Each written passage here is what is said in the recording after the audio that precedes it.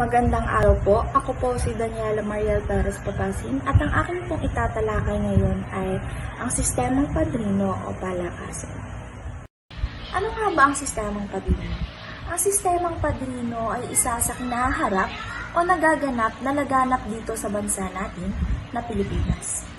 Ito ay isang sistema na halaga kung saan ang isa ay nakakakuha ng pabor, pagtaas ng ranggo, o pampulitikang paghirang sa pamamagitan ng kapamilya o pagkakaibigan na taliwas sa merito ng isa. Ayon sa Civil Service Commission, hindi rin ligtas sa usaping ito na masasabing nepotismo o pagbibigay ng pabor sa mga kamag-anak at kronismo ang pagbibigay pabor sa kaibigan ay lantarang ipinagbabawal. Dahil sa kinukundina, ngunit walang tiyak na batas kasama rin sa ugat ng padrino sa bansa.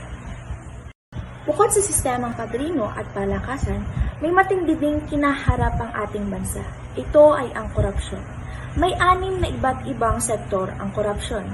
Ito ay ang pagtakas sa pagbabayad ng buwis, ghost project at payroll, pagtakas o pag-iwas sa publiko ng pagkakaloob ng mga kontrata, pagpasa ng kontrata, panghinikil at panunuhol. Unahin na natin ang pagtakas sa pagbabayad ng buwis. Ito ay talamak na partikular na sa pribadong sektor dahil sa pagtanggi ng mga nagne-negosyong pribado na dapat na ideklara ang kanilang taunang kinita at magbayad ng mga angkop na buwis sa pamahalaan.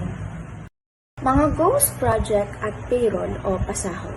Ito ay isang talamak ngayon sa ating komunidad o sa ating bansa na talagang alam na alam ng mga tao. Ito ay ginagawa ng mga matataas na opisyal sa pamahalaan kung saan ang mga hindi umiiral na proyekto ay pinopondohan at ang mga hindi umiiral na tauhan ay siyang binabayaran at sinasahudan at binibigyan pa ng mga allowance. May pagkakaparehas ang pag-iwas sa publiko sa pagkakaloob ng mga kontrata at pagpasa ng kontrata mula sa isang kontraktor sa isa pa. Nandito nagagawa o nangyayari yung mga paggamit ng mga mababang uri ng isang material sa isang proyekto na pinopondohan ng pamahalaan. Pangingiki. Ano nga ba kapag sinabing pangingiki? Ang pangingikil ay ito yung ginagawa ng mga opisyal ng pamahalaan laban sa kanilang mga kliyente sa pamamagitan ng paghingi ng salapi, mahalagang mga bagay o mga serbisyo mula sa ordinaryong mamamayan na nakikipagtransaksyon sa kanila o sa kanilang opisina. At ang huli, panunuhol. Ang panunuhol ay isang karaniwang paraan ng pag-aalok ng malaking halaga ng salapi sa isang opisyal ng pamahalaan na makakatulong sa pag-issue ng mga nais na dokumento ng mga ahensyang nag-i-issue ng mga lisensya, clearance, permit, at mga ahensyang nagpapasya ng mga particular na issue. Yun lamang po, ako po muli si Daniela Mariel Perez Papasin at dito na po nagtatapos ang aking talakayin. Magandang araw sa inyong lahat. Ako ang inyong tagapag-ulat sa araw na ito at ang aking tatalakayin ay ang konsepto ng kabayanihan ng mga Pilipino. Ano nga ba ang kabayanihan? Ito ay nagsimula sa salitang ugat na bayani na kung saan ito ay simpleng salita ngunit may kaakibat na malaking responsibilidad. Ang kabayanihan ay nagpapakita ng katapangan at kagitingan. Maaari ring ilarawan ang kabayanihan sa katapangan sa pagharap sa mga hamon ng buhay. Konsepto ng kabayanihan. Ito ay nagbabago batay sa panahon at pagtanaw at sirkumstansya ng taong tumitingin dito. Ito ay inilalarawang kagitingan at katapangan sa pagharap ng hamon ng buhay. Hindi lamang sa digmaan nakikita bagkus sa pagsasama sa panlahat na kahusayang pangmoralidad. Ang isang bayani ay nakikipagtulungan ng walang anumang bayad sa gawaing pangkomunidad. Gaya na lang nung isinabi ko na ang kabayanihan ay hindi lamang nasusukat sa pagbubuwis ng buhay. Ito ay maaari ring ipakita o maipamalas sa pamamagitan ng kakayahan na harapin ang takot o hamon sa buhay, kakayahang kumilos ng tama sa oras ng panganib at kawalan ng katiyakan. Gaya na lamang nang isinubok tayo ng pandemya. Maraming Pilipino ang nagpamalas ng kanilang kabayanihan, katulad ng mga doktor, guro, opisyal ng lokal at ng nasyonal. Narito ang mga kilalang bayani sa Pilipinas. Sila ay si Dr. Jose Rizal, Andres Bonifacio, Melchora Aquino at Manuel L. Quezon. Ilan lamang iyan sa mga bayani na nagpakita na ng kanilang katapangan. Maraan upang ipakita ang kabayanihan. Pangingibang bayan ng mga OFW, paggawa ng bagong imbensyon na makakatulong sa sanlibutan, paggawa ng kabutihan sa kapwa, kahusayan sa napiling larangan, katapatang ipinakita sa mga gawi sa kabilang ng kahirapan. Marami na tayong nabasa at napanood ng mga kwento ng kabayanihan at katapangan. Hinahangaan natin sila, pero hindi dapat natapos sa paghanga lamang. Pagkus gawin natin silang inspirasyon para tularan at maging instrumento ng pagkakawang gawa. Ayon nga sa kasabihan, ang lihim ng kabayanihan ay siyang pakikinabangan. Hindi na natin kailangan na ipangalandakan ang anumang nagawang kabutihan, bagkus ay gawin natin ito sa pinakasimpleng paraan upang makatulong at mapasaya ang ating kapwa. Maraming salamat po sa inyong pakikinig. Magandang araw sa inyong lahat. Ako si Angelo P. Martinez at nandito ako ngayon para talakayin ang ikapitong paksa, ang Rebolusyong Pangkalikasan. Isa sa mga napapanahong issue ang pakikipagsapalaran ng tao sa hamon ng kalikasan na mahirap labanan kahit gamit pa ang makabagong kasangkapan o teknolohiya. Hindi na malingid sa ating kaalaman na kahit tayong mga tao ay nasa modernong panahon na, nahihirapan pa rin tayong labanan o iwasan ang hugupit ni inang kalikasan. Kung kaya't minsan ay wala tayong magawa sa tuwing nagaganap ang ganitong mga pangyayari.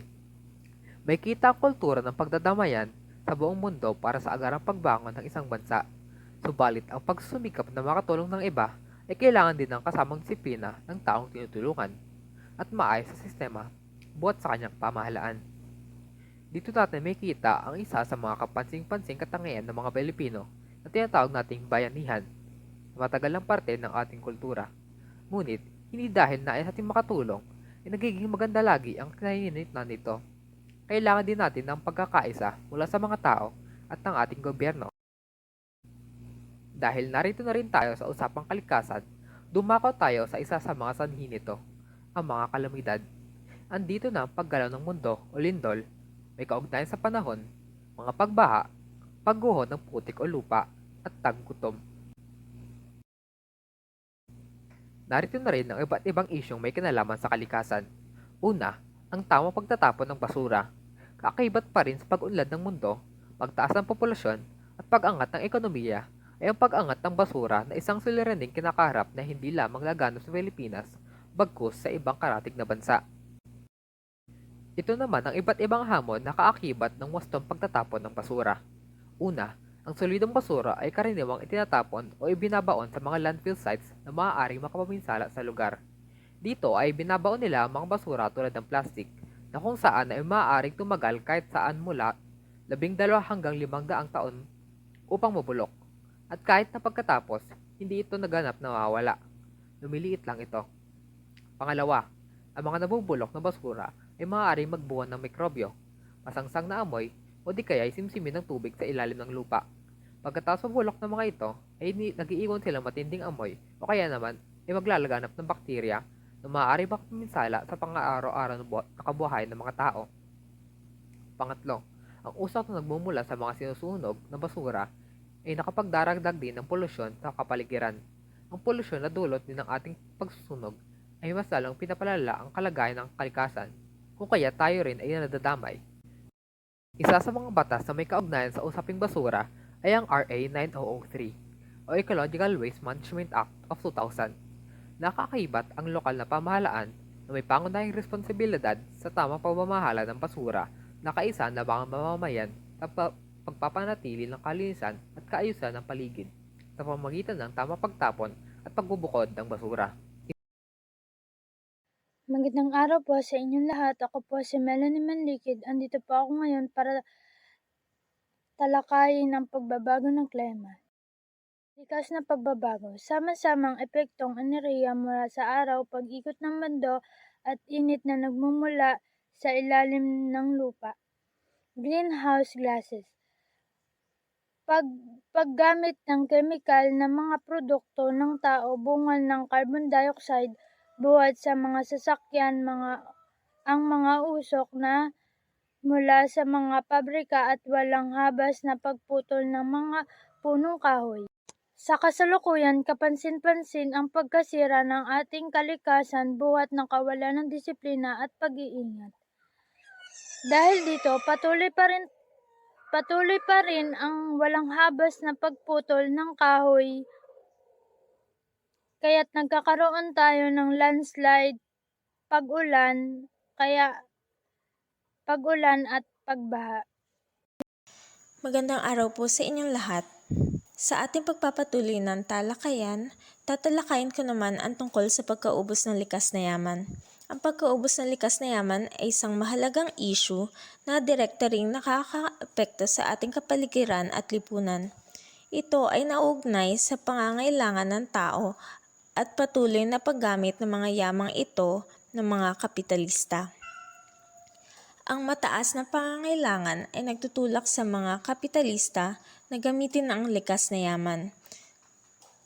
Sila ay naglalaan ng oras at puhunan sa paglikha ng mga kalakal na maaaring ibenta para sa tubo. Ang pagnanais na kilalanin sa merkado ay nagdudulot ng mabilisang pagkaubos ng mga yaman. Ano nga ba ang mga dahilan ng pagkaubos ng likas na yaman? Una ay ang pagmimina. Ang pagmimina ay malaking kontributor sa pagkaubos ng yaman. Ang pagkuha ng mga mineral, metal, at fossil fuels ay nagiging sanhi ng pagbabago sa ecosystem at kalikasan. Ito ay nagiging sanhi ng pagkasira ng natural na tirahan at madalas ay nagiiwan ng permanente at hindi maibabalik na epekto sa kalikasan. Ang pangalawa ay ang pag-unlad sa turismo. Ang turismo ay maaari ring magdulot ng pagkaubos ng yaman. Kapag ang mga destinasyon para sa turismo ay lumalaki, kinakailangan nila ng infrastruktura, enerhiya at tubig. Ang ganitong pag-unlad ay nagbibigay ng masamang epekto sa lokal at ecosystem, pati na rin sa likas na yaman. Magandang araw po sa inyong lahat. Ako po ay si Vanessa Linda Chavez. Akin pong tatalakayin ang isang napakahalagang paksa na nakakaapekto sa milyong-milyong tao sa buong mundo, lalong-lalo na sa Pilipinas, ang konsepto ng kahirapan. Ang kahirapan ay isa sa mga sakit ng lipunan na hindi pa rin natutugunan hanggang sa kasalukuyan. Ito ay nilalarawan ng kakulangan sa material na bagay na kinakailangan para sa maayos na pamumuhay. Halimbawa nito ay isang pamilya na walang permanenteng tahanan at kulang sa kita upang matugunan ang kanilang pang-araw-araw na pangangailangan. Maraming ganito ang kalagayan sa malalaking syudad tulad ng Metro Manila. Maraming pamilya nakatira sa ilalim ng tulay, sa mga squatters o yung mga nakikitayo ng pansamantalang tirahan sa lugar na hindi naman kanilang pagmamay-ari. Ito ang kadalasan natin may isip kung pinag-uusapan ng kahirapan. Pero ayon sa kahulugan ng kahirapan tungkol sa kakulangan sa material na bagay, maaari rin natin masabing mahirap or naghihirap ang isang individual o grupo ng tao kung sila ay baon sa utang. Isang tuka, yung mga individual na hindi makatulog sa gabi dahil bukas makalawa, hindi nila alam kung may makakain pa sila o matitirhan pa. Meron tayong dalawang kategorya ng kahirapan. Una ay ang ganap na kahirapan at pangalawa naman ang relatibong kahirapan. Ang una ay ang ganap na kahirapan. Ito ay tumutukoy sa mga sitwasyon kung saan ang isang individual ay kulang sa mga pangunahing pangangailangan tulad ng malinis na tubig, tamang kasuotan, komportabling tirahan, at pangunahing pangangalaga sa kalusugan. Ano ba ang mga halimbawa ng ganap na kahirapan? Unang halimbawa ay isang bata na gustong makapag-aral, ngunit wala siyang pambili ng gamit sa pag-aaral at wala rin siyang pamasahe o kaya naman ay pambili ng pagkain habang nasa eskwela. Isa ring halimbawa ay isang matandang magsasaka na walang malinis na supply ng tubig sa kanilang komunidad. Dahil dito, araw-araw siyang pumupunta sa karatig, ilog o bukal upang kumuha ng malinis na tubig. Ang kakulangan sa supply ng tubig ay nagdudulot sa kanya ng kahirapan sa pang-araw-araw. Pangalawa, relatibong kahirapan. Ang relatibong kahirapan ay nagpapakita ng sitwasyon kung saan ang kita ng isang tao ay hindi sapat kumpara sa iba sa kanilang paligid. Ito ay may kaugnayan sa mga balakid at mga suliraning pang-ekonomiya na nagiging hadlang sa pag-angat ng buhay ng mga individual. Halimbawa ng mga balakid ay lantarang pagnanakaw o korupsyon sa gobyerno at mga hindi makatwirang kondisyon ng pagpapautang ng gobyerno. Ang relatibong kahirapan ay hindi lamang tungkol sa kawalan ng material na bagay, kundi pati na rin sa pagkakaroon ng limitadong oportunidad na makamit ang maginhawang buhay. Isang halimbawa dito ay tulad ng inyong makikita sa video, isang manggagawa sa construction. Bagamat may regular siyang trabaho, ang kanyang kita ay hindi sapat para sa pang-araw-araw na pangangailangan ng kanyang pamilya. Tulad na lang dyan sa video, hindi siya makabili ng gatas para sa kanyang anak. Ano ang balakid? Ang mataas na presyo ng mga pangunahing pangangailangan tulad ng pagkain, gamot at edukasyon. Araw-araw siyang nag-aalala kung paano mapapakain ng kanyang mga anak at kung saan kukunin ang pambayad sa mga pangangailangan tulad ng gatas. Hindi niya magawang mag-ipon o mag-invest dahil sa patuloy na pagkakaltas ng kita para sa mga pangunahing gastusin. Dumako naman tayo sa dalawang teorya ng kahirapan. Ang una ay ang individualistikong pananaw at ang pangalawa naman ay strukturang pananaw. Ang una ay ang individualistikong pananaw. Ipinapasa ang sisi sa kakayahan ng individual na makaahon sa kahirapan, tulad ng katamaran, kakulangan sa edukasyon, kamangmangan at mababang pagtingin sa sarili. Ito ay isang teorya na nagpapaliwanag kung paano natin iniugnay ang kahirapan sa mga kakayahan at pag-uugali ng bawat isa. Ipinapasa nito ang sisi sa individual mismo at hindi sa mga pangyayari o sistema sa paligid. Ngayon naman ay magbigay tayo ng mga halimbawa. Una, kakulangan sa edukasyon. Isang kabataan na hindi natapos ang pag-aaral dahil sa kakulangan sa pondo para sa tuition fee. Dahil sa kawalan na edukasyon, nahirapan siyang maghanap ng trabaho na may sapat na kita. Ang kakulangan sa edukasyon ay nagiging balakid sa kanyang pag-angat mula sa kahirapan. Pangalawang halimbawa ay katamaran o pagiging batugan. Halimbawa na rito ay isang matanda na may kakayahan pa ring magtrabaho, ngunit hindi ito ginagamit dahil sa kanyang katamaran. Sa kabila ng oportunidad na magtrabaho, siya ay nananatili sa kanyang bahay na walang ginagawa. Naglalaro, tanghali na gumising, nagsusugal, pahila-hilata na lang, laging nasa inuman. Ang kawalan ng determinasyon at pagmamalasakit sa sariling kinabukasan ay nagiging hadlang sa kanyang pag-unlad. Sa mga halimbawang ito, makikita natin kung paano ang individualistikong pananaw ay maaaring magdulot ng limitasyon sa pag-angat mula sa kahirapan. Bagamat may mga tao na may kakayahan, ang kanilang mga pag-uugali at desisyon ay mahalaga sa pagtahak ng landas tungo sa mas maginhawang buhay. Ang pangalawang teorya ay ang strukturang pananaw. Kinikilala ang kahirapan bilang resulta ng mga sistemang pang-ekonomiya na lalo pang pinapalala ng kakulangan sa kita. Ito ay isang teorya na nagpapaliwanag kung paano natin tinitingnan ang kahirapan sa konteksto ng mga pang-ekonomiyang sistema. Pinapakita nito ang mga kahirapan ay hindi lamang bunga ng individual na pagkukulang, kundi maging ng mas malalim na issue sa lipunan. Isang halimbawa na dito ay ang mga magsasaka na nagtatanim ng palay.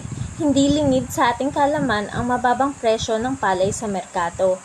Ito ay dulot ng mga patakaran sa agrikultura at kalakalan na hindi laging nakakabuti sa mga magsasaka. Sa kabila ng pagod at pag-aalaga sa kanilang taniman, hindi nila magawang makabenta ng palay sa mataas na halaga. Ang kanilang kita ay hindi sapat para sa pang-araw-araw na pangangailangan ng kanilang pamilya. Isa ring halimbawa rito ay mga individual na nagtatrabaho sa pabrika. Ang sistema ng paggawa tulad ng kontraktualisasyon at mababang sahod ay nagigihadlang sa pag-angat ng mga manggagawa. Sila ay nagtatrabaho na higit sa 8 oras kada araw, ngunit hindi pa rin ito sapat upang matustusan ang kanilang pangunahing pangangailangan. Ang kawalan ng seguridad sa trabaho at kakulangan sa benepisyo ay nagpapalala sa kanilang kahirapan. Ang kahirapan ay hindi lamang isang simpleng suliranin. Ito ay isang masalimuot na isyu na may malalim na sanhi at epekto sa ating lipunan. Sa pag-unawa natin sa mga iba't ibang teorya at kategorya ng kahirapan, mas nagiging handa tayo na harapin ang mga hamon na ito. Hindi lamang ang individual ang may pananagutan sa pag-angat mula sa kahirapan. Ang ating pamahalaan, mga institusyon at ang buong lipunan ay may bahagi sa pagtukoy at pagtugon sa mga pangunahing issue na nagpapalala sa kahirapan. Hindi natin ito magagawa ng mag-isa. Sa pagtutulungan natin, maaari nating baguhin ang kwento ng kahirapan. Bigyan natin ng halaga ang edukasyon bilang susi sa pag-angat mula sa kahirapan. Huwag tayong maging bulag sa mga pangangailangan ng iba o ng ating kapwa. Sa bawat hakbang na ating ginagawa, tayo nagiging bahagi ng pag-asa at pagbabago.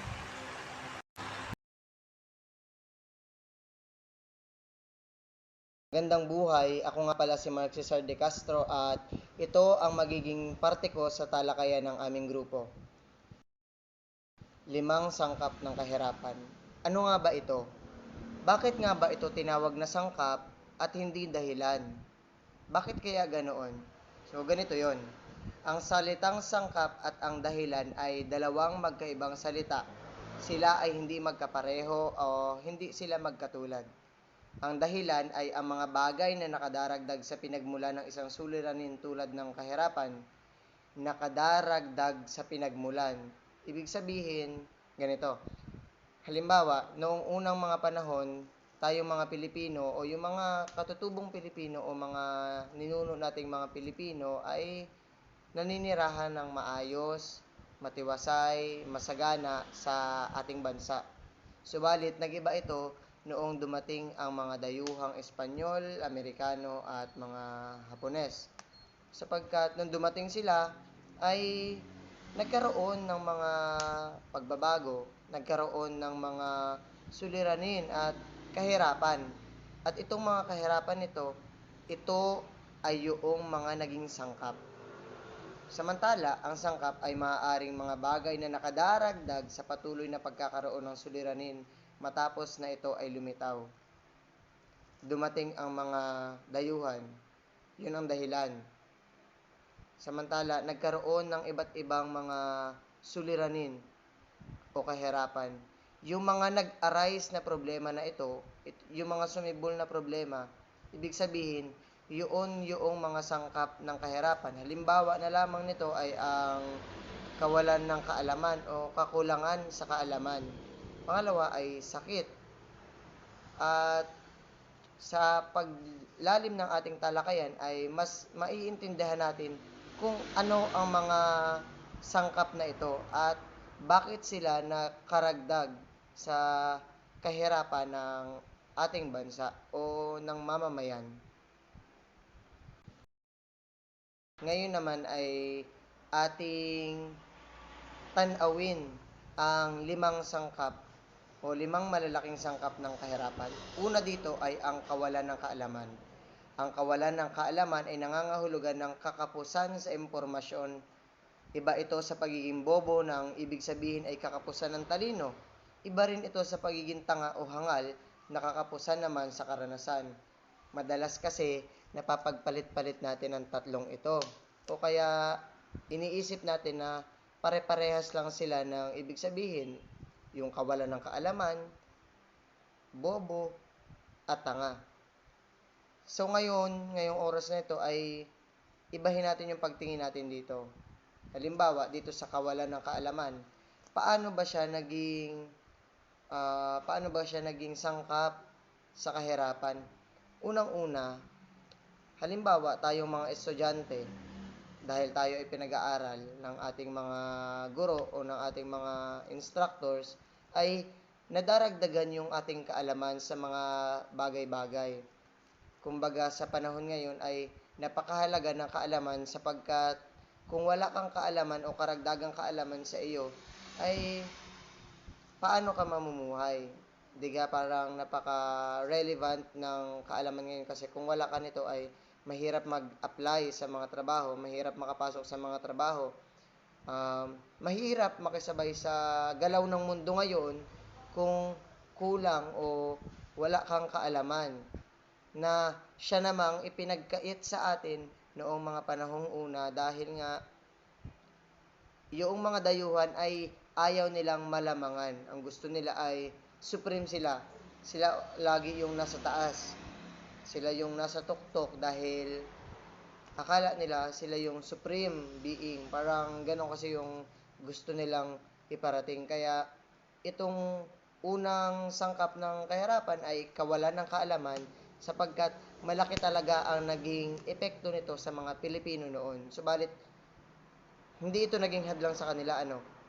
Pero sa panahon natin ngayon, na andyan na lahat ng mga kailangan. Kunyari ay ibinibigay na sa atin, subalit tayo naman yung tumatanggi sa kaalaman. Halimbawa, may mga libreng pag-aaral pero tinatanggihan natin ito. Parang mas ginagamit nila yung practical na buhay. Um, Hindi naman sa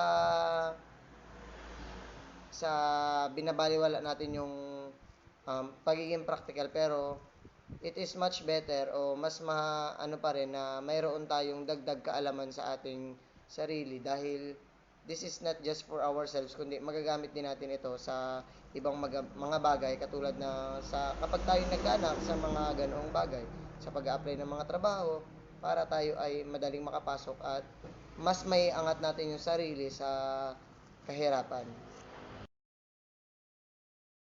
Sumunod naman na sangkap ng kahirapan ay ang sakit.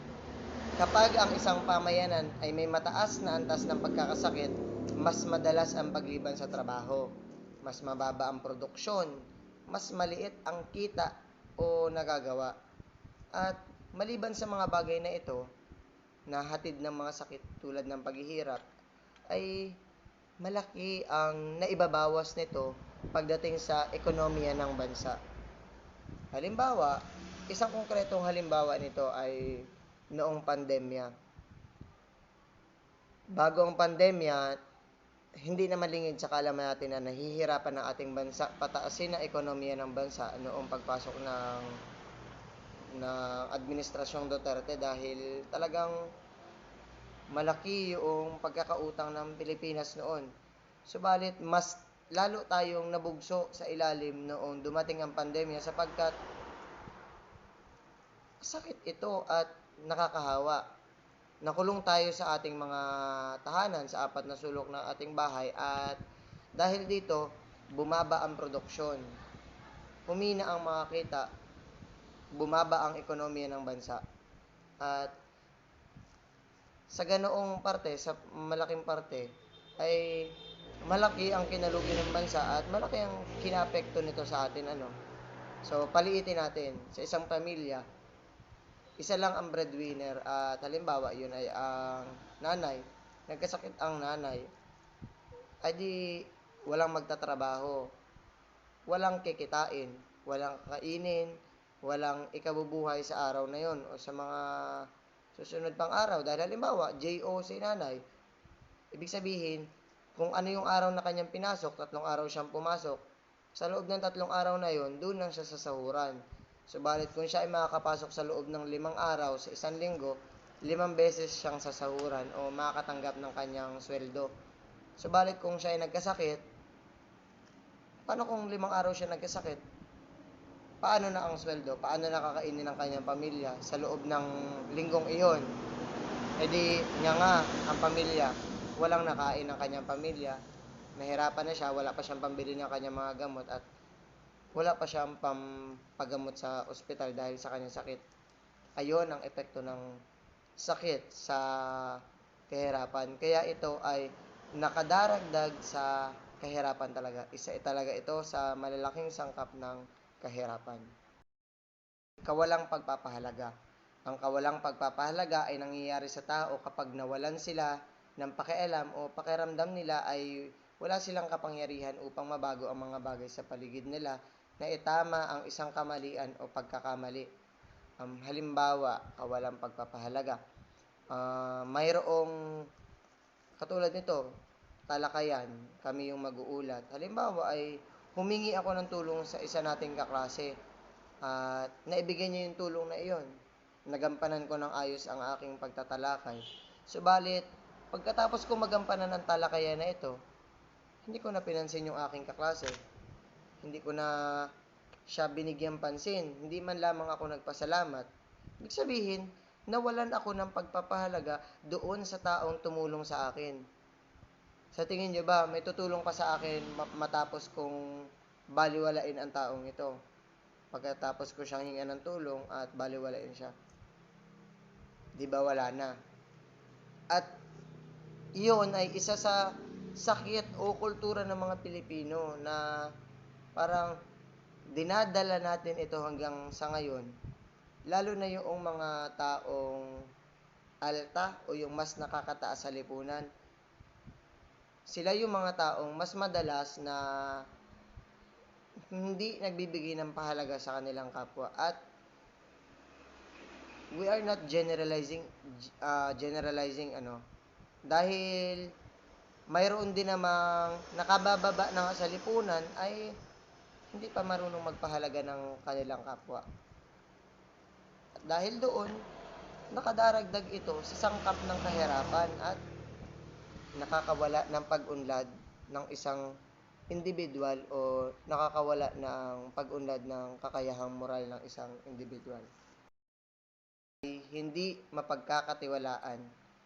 Higit sa usaping moral, ang nagaganap kapag ang mga dapat magamit na mga bagay para sa serbisyo o pasilidad ng isang pamayanan ay napupunta lamang sa bulsa ng mga taong nasa kapangyarihan. Ayan. Halimbawa, nagkaroon ng eleksyon. Hindi ka katatapos lang ng eleksyon 5 months ago, wari, o 6 months ago. Hindi ibig sabihin, may nangampanya. Maraming nangampanya. At sa pangangampanya, nilatag nila doon yung kanilang sarili. Parang naging, at one point ay bigla sila naging open book sa mga tao, naging bukas na libro sila sa mga tao. Subalit, anong intensyon? Para pagkatiwalaan sila. Binubuksan nila yung kanilang sarili para pagkatiwalaan sila ng mga tao. Subalit, ano ang ginagawa within that panunungkulan? Una, gumagawa ng mga proyekto na hindi naman makakatulong sa mga tao. Pangalawa, ay sariling bulsa ang nagbibenepisyo. Hindi natin nire-refer sa lahat, kundi sa mga iilang politiko At yun ang nagiging dahilan ng sangkap na ito, ng hindi mapagkakatiwalaan sapagkat pinagkatiwalaan ka namin sa malaking bagay. Bakit? Diyan ay hindi ka namin pagkatiwalaan. Ibinigay namin sa iyo ng buo yung aming tiwala para paglingkuran kami at ang ating bayan para magserbisyo ng walang kapalit. Pero ano yung nangyayari? Parang sa halip na maglingkod ay bulsa niya yung pinaglilingkuran. Ganon, at isa yon sa mga hindi mapagkakatiwalaan at nagiging sangkap ng kahirapan. Paliitin natin yung sitwasyon. Sa classroom, nagkaroon ng exam. Political science students ang mga mag-e-exam. At itong mga pol sci students na to ay ini-embody nila yung pagiging trustworthy. Siyempre, political science, kailangan ini-embody rin yung pagkakaroon ng hustisya. At basta ganun. Pero at some point ay nagkaroon ng examination, pero ano yung ipinakita ng mga pol sci students na ito? Nagkaroon ng grupo-grupo, magkakasama sila sa isang linya at doon ay nagkaroon ng pasahan ng sagot. Unang-una doon pa lang, taliwas yung kanilang paniniwala doon sa kanilang ipinapakita. At dahil doon, hindi na sila mapagkakatiwalaan. Ang hindi mapagkakatiwalaan sa maliit na bagay ay hindi mapagkakatiwalaan sa malaking bagay. At ganoon nagiging sangkap ang bagay na ito sa kahirapan. At talagang hindi mapapaunlad nito ang isang tao, ang isang individual, ang isang bansa kapag patuloy ang isang individual sa ganitong ugali, ang hindi mapagkakatiwalaan. Huli sa malalaking sangkap ng kahirapan na ito ay ang pagiging palaasa sa kapwa. Ang pagiging palaasa ay nagiging bunga ng pagtanggap ng limos o awa.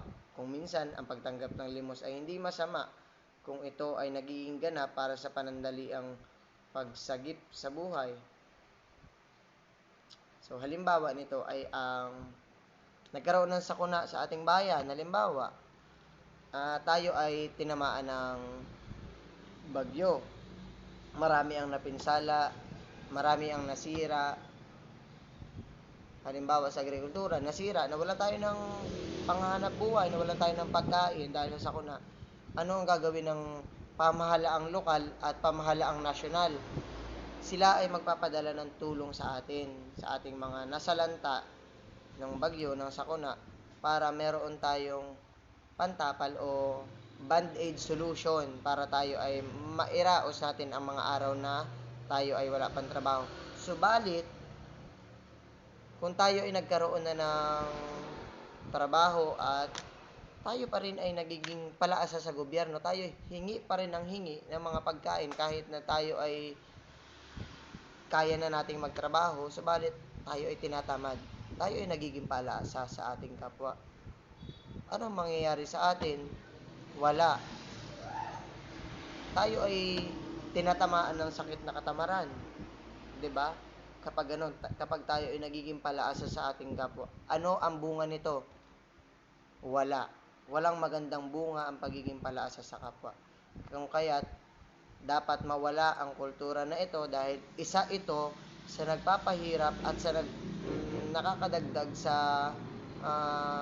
sangkap ng kahirapan. At hindi ito simpleng sangkap lamang, kundi isa ito sa malalaking sangkap ng kahirapan. Ayun. Itong 5 sanhi na ito ay hindi nagsasarili sa bawat isa. Halimbawa, ang karamdaman ay tumutulong sa kamangmangan at kawalang damdamin, at ang pandilin lang naman ay tumutulong sa karamdaman at pagkalinga. Kapwa sila tumutulong sa bawat isa. Ano ba ang ibig sabihin nito? Ibig sabihin, ang 5 nabanggit ay magkakaugnay-ugnay sila. Halimbawa, sa ating parte ng katawan, kung ang utak natin ay naputulan ng ugat at ang ugat na yon ay nakakonekta sa ating halimbawa sa ating mata, ibig sabihin mapuputulan tayo ng pagtingin, mawawalan tayo ng pagtingin, at dahil doon may hirapan tayo subalit kung ito ay gagamutin, magiging buo na sila.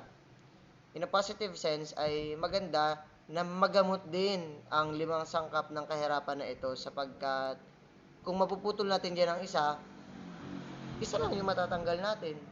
Subalit kung yung 4 pa ay gagamutin natin at tatagtagin, gagamutin natin yung kahirapan na yon, yung 5 sangkap ng kahirapan ay mababanish. Although hindi siya buong-buong mawawala, at least ay mababawasan at mababago natin yung kultura nating mga Pilipino na ay ganito pala dahil tamad sa pag-aaral, sakitin, yung mga ganong pag-uugali na pagiging palaasa sa kapwa, hindi mapagkakatiwalaan. Kailangan yan ay mabago, sapagkat isa yan sa mga malalaking sangkap ng kahirapan na gusto nating ma-eliminate at mawala para naman sa ikauunlad din ng ating bansa at ng ating sarili. Hindi lamang ito sa bansang Pilipinas kundi ito ay para rin sa mga taga-ibang bansa na may ganitong kalagayan o nararanasan. Dadako ako sa sunod na parte ng aking pagtatalakay, at ito ay ang solusyon sa kahirapan. Unang-una dito ay ang usaping pabahay. Sa usaping pabahay, ang kawalan ng maayos na tirahan, masisilungan ng isang pamilya ay isang suliraning matagal na kinaharap ng maraming mamamayang Pilipino. At sabi sa Global Homeless Statistics ay mayroong 44% ng mga Pilipino ang walang maayos sa tirahan na matatagpuan sa Metro Manila. At hindi naman talaga lingid sa ating kaalaman na may mga ganito tayong problema. At higit sa lahat sa pabahay ay punong-puno rin ito ng kontrobersiya. Halimbawa, walang sa loob ng pabahay na walang patubig. Ayun. At dahil naman dito ay napag-alaman ko sa pagsisiyasat na mayroon namang pabahay na programa ang iba't ibang lokal na ahensya, no.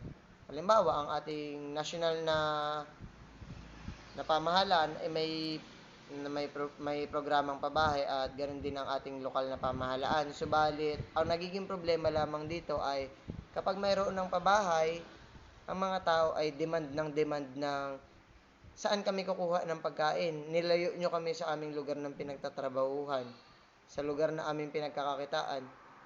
Unang-una ay problema pa ba ng gobyerno yun na binigyan ka na ng pabahay ay sila pa rin na maghahanap ng iyong lugar na pagkakakitaan. Sa tingin ko naman ay hindi na, dahil ito ay papasok na doon sa ikalawang sangkap ng kahirapan, doon sa doon pala sa pagiging palaasa. Doon pala ito papasok. Nagiging palaasa na tayo sa gobyerno kapag sa ganoong sistema na binigyan ka na ng pabahay, hahanapan mo pa ba sila na bigyan nyo kami ng trabaho, nagbipan nyo kami dito, ganyan. Hindi ba natin kayang tulungan yung ating sarili? Pero hindi natin maikakaila na minsan talaga ay may problema rin ng gobyerno. Halimbawa, nagbigay ng pabahay pero walang patubig. Saan nga naman kukuha ng patubig ang mga tao? Ay hirap na nga naman. Kung kaya't nararapat lamang na yun ang bigyan ng aksyon. Pero sa ngayon naman ay sa iba't ibang pabahay na aking nasulyapan, nakita at nabalitaan ay mayroon na ito mga kasamang patubig at na kung saan ay nagsusupply sa ating mga benepisyaryo ng mga pabahay na ito.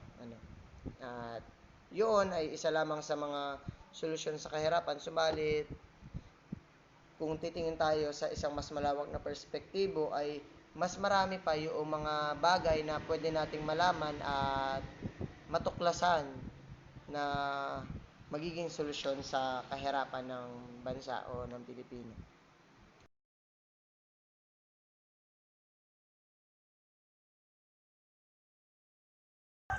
Ngayon ay atin naman tatalakayin ang usapin kalusugan. Una, ang malnutrisyon. Isa sa mga kinakaharap ng problema ng ating bansa, gusto na rin sa kahirapan at kawalan ng wastong pagkain. Kawalan din ng sapat na kaalaman ng tao o pamilya ang kahalaga ng nutrisyon sa pang-araw-araw na pamumuhay. Malnutrisyon. Ang isa sa dahilan ng malnutrisyon ay ang kahirapan. Dingid naman sa ating kaalaman na maraming pamilya ang hindi kaya bigyan ng malusog na dayeta ang kanilang mga anak. Sa pandahilan ng kawalan ng akses, malinis na tubig at sanitasyon, kagutuman at malnutrisyon. Ano nga ba ang pinakaiba nito? At ano ang pinakapareha? Na kung saan hindi napupunan ng sapat pangailangan sa pagkain na masustansya o gamot. Maraming mga kabataan ngayon ang mas pinipiling kumain ng hindi masustansya sa pagkain o kaya sila ay nakakasakit. Ano nga ba kagutuman at malnutrisyon? Ang pinakabahalang banta ng kalusugan, pandaigdig, samantalang malnutrisyon naman ang pinakamalaking ambag sa kamatayan ng kaso ng buhay. Ng kaso na batay sa ulat ng World Health Organization. Ngunit sa kabila ng kagutuman at malnutrisyon, issue na ito sa ating lipunan, meron namang inisyatibo ang ating pamahalaan. Ano niya ito? Ito ay ang feeding program, information drive, seminar, outreach program. Ang feeding program na dito ay isang tipo ng pamalaan kung saan kalaniwan kadalasan ginaganap ito sa mga paaralan. Ito ay isang pagpapahain na kadalasan ay lugaw, sopas, sapulado, o kahit anong masuskay sa pagkain. Information drive. Ito ay inisyatibo ng sa pamalaan na kung sa pagkakaroon ng dagdag kaalaman ng isang individual o sa pamilya kung sa ano nga ba ang dapat na gawin kung ang isang anak, ang isang pamilya nito ay makaranas ng kagutuman at malasasot. Seminar. Pagamat sa seminar at information ialitunan sa isa't isa, ang seminar naman ito ay pagkakaroon ng mas malawak na kaalaman o impormasyon ukol sa mga kalusugan ng mga kabataan ng pamilya. Outreach program.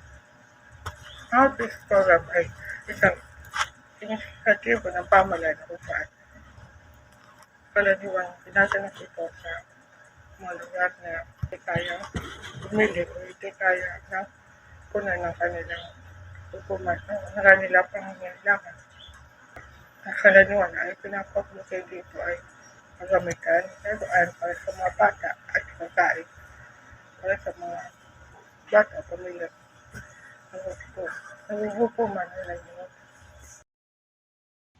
Magandang umaga po sa inyong lahat, lalong-lalo na po kay Ginang Recto. Ako po si Binibining Rachel Martel at ang aking tatalakayin po sa umagang ito ay patungkol po sa sakit na Human Immunodeficiency Virus o mas kilala bilang HIV.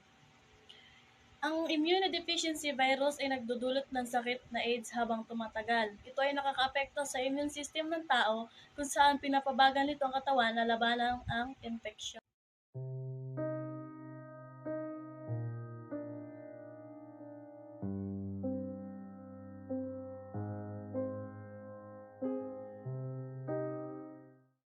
Ano nga ba ang sintomas kapag ikaw ay may sakit ng HIV? So, number 1 is pagbaba ng timbang. Number 2 is hirap sa pag-ihi. Number 3 is mayroong dugo ang iyong ihi. Number 3 is mayroong butol-butol ang iyong mga ari. Saan nga ba nakukuha ang sakit na HIV? So, number 1 is pakikipagtalik ng walang proteksyon o tinatawag na anal o oral. So, katulad na lamang sa bar o mga babaeng bayaran. May isang lalaki na gustong pumunta sa isang bar para magbayad sa babae. Tapos hindi alam ng lalaki na mayroon siyang sakit na HIV. Siya ay nakipagtalik sa babae tapos itong lalaki walang gamit na proteksyon. Kaya maaari nitong makuha ng babae yung sakit na HIV mula sa lalaki. Ang number 2 is kontaminadong paraan ng pagsasali ng dugo. So halimbawa na lang, kapag may mga kailangan ng dugo tapos nag-donate ka, hindi mo alam na may sakit ka pala ng HIV tapos nagbigay ka ng iyong dugo. So maaaring kumuha ng dugo mo yung sakit na HIV. So number 3 is hypodermic na karayom. Ang halimbawa dito is, kunwari yung karayom ay tinurok sa may sakit na HIV, tapos tinurok din sa'yo, so maaari mo makuha yung sakit na HIV. Ang number 4 naman po is mula sa ina tungo sa anak sa panahong pagbubuntis. So maaaring makuha ng sanggol yung sakit na HIV kapag mayroong HIV din yung kanyang magulang o nanay. Ang number 5 naman po is pagpapasuso. So halimbawa, hindi mo alam na may sakit ka na HIV tapos nagpapadede ka sa anak mo, so pwedeng makuha ng anak mo yung sakit mo na HIV. Paraan upang maiwasan ang sakit na HIV. So number 1 is ligtas na pakikipagtalik. So dapat gumagamit ng proteksyon upang maiwasan ang sakit na HIV. Number 2 is programa para sa pagpapalitan ng karayom. Number 3 is paggagamot. Pagbibigay ng antiretroviral sa panahon ng pagbubuntis. Ito naman tatalakayin ang dente. Ano nga ba ang dente? Mula sa sakit dito sa isang virus na dengue, nadala na sa katalama sa tropikong bansa tulad ng Pilipinas. Nakahalo ng dengue kung saan ang mga lamang ay aktibo namamahay sa mga kasusukal o sa mga patutubig ng mga lugar.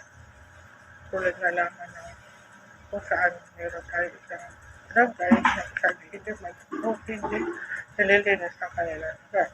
Nakaroon dito na dengue outbreak kung saan ang mga kalamayan sa mga pamilya dito ay nagiging biktima ng dengue.